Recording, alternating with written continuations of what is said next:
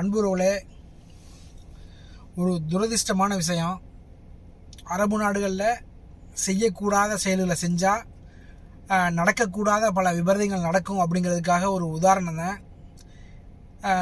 இது மாதிரி விஷயத்துலேருந்து நம்ம எல்லாரையும் காப்பாற்றணும். என்ன விஷயம்னா, குவைத்தில் கடந்த ஞாயிற்றுக்கிழமை விஷச்சாராயம் மருந்தி, சொல்கிறதுக்கே எனக்கு அருவருப்பாக இருக்குது, விஷச்சாராயம் மருந்தி ஏறத்தாழ 63 பேர் ஹாஸ்பிட்டல் அட்மிட் பண்ணியிருக்காங்க. அந்த 63 பேரில் ஏறத்தாழ 40 பேர் இந்திய ஆட்கள் அப்படிங்கிற மாதிரி எம்பசிலேருந்து தரவு கொடுத்துருக்காங்க. இந்த 40 பேரும் அதுலேயும் குறிப்பாக கேரளா, தமிழ்நாடு, ஆந்திரா, இது 3 மாநிலங்களை சேர்ந்தவங்க தான் அப்படின்னு சொல்லியிருக்காங்க. இதில் இறந்தவர்கள் 5 பேர் மலையாளி அப்படிங்கிற மாதிரி ஆதாரப்பூர்வமான தகவல் இங்கே இன்னொன்று வந்திருக்கு.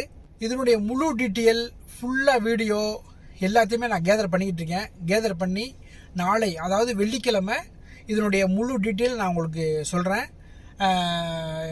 இது ஒரு விழிப்புணர்வு பதிவாக இருக்கணும் அப்படிங்கிறதுக்காக நான் இந்த வீடியோ போஸ்ட் பண்ணுறேன்.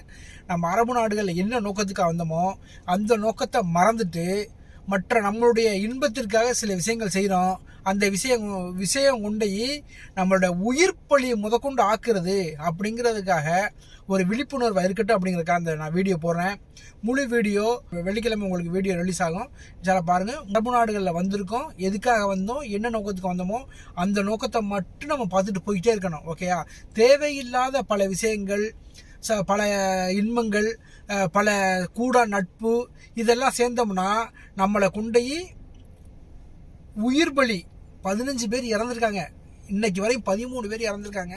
அதாவது இன்னைக்கு வியாழக்கிழமை 13 பேர் இறந்துருக்காங்க.